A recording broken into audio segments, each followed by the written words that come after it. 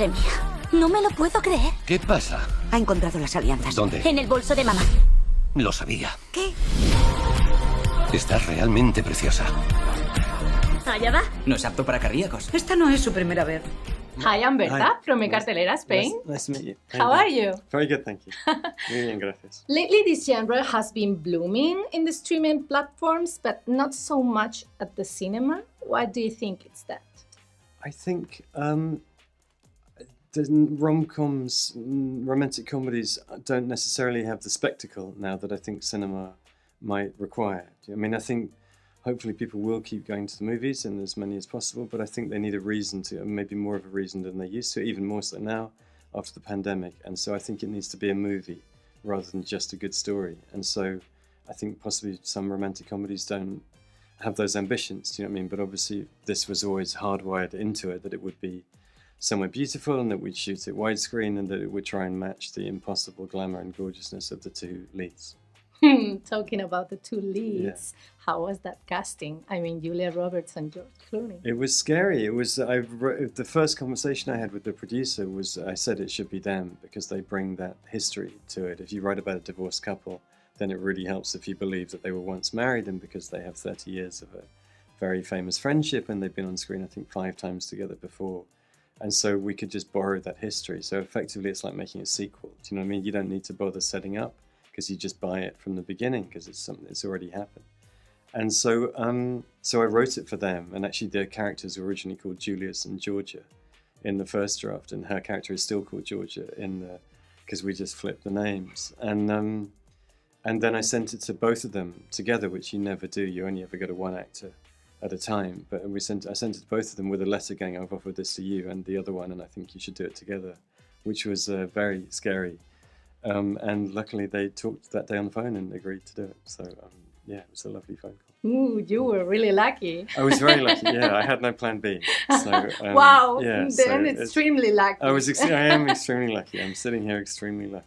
Yeah. In developing the story, Yeah. what was first? The necessary cliches of a romantic comedy or the twist that really links this story to nowadays, no? To how we feel about relationships today? It began with the idea, it began with the story itself. It began with the plot. It began with, my kids, my daughters are 21 and 17. And so they're starting to live their own life with the 21-year-olds living her own life. And I'm having to let that go, and it's about the advice I can give them and the hypocrisy of that advice, and them, and whether I'm actually talking to them or to myself as when I was their age and trying to recorrect my mistakes. And so it began from that idea. That's where it came from, and then everything else. And so I found a plot that matched that, that worked for me. And so then the rest of it just comes as you write. You hopefully try and plumb, see what's there for you. Hope it's fertile. If that makes sense.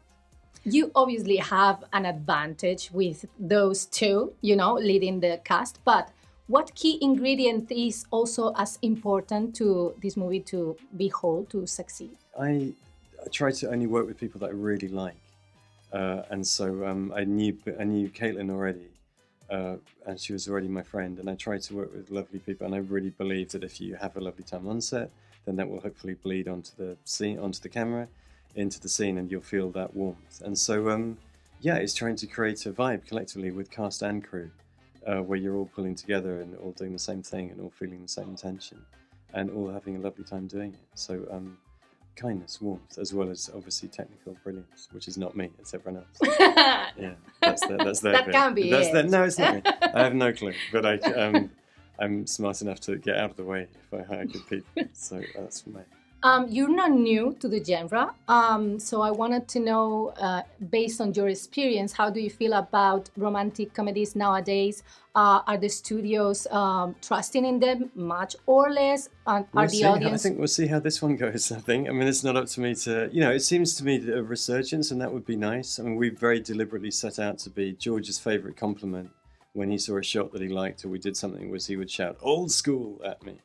And so, it was a deliberate throwback to those movies and to that kind of glamour.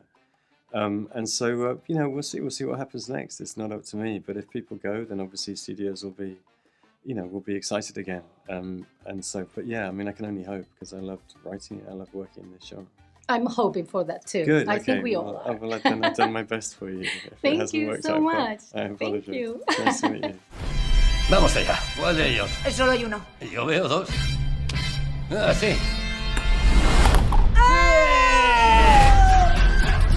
Oh, no, no. Papá, deja de hacer eso. Por Dios.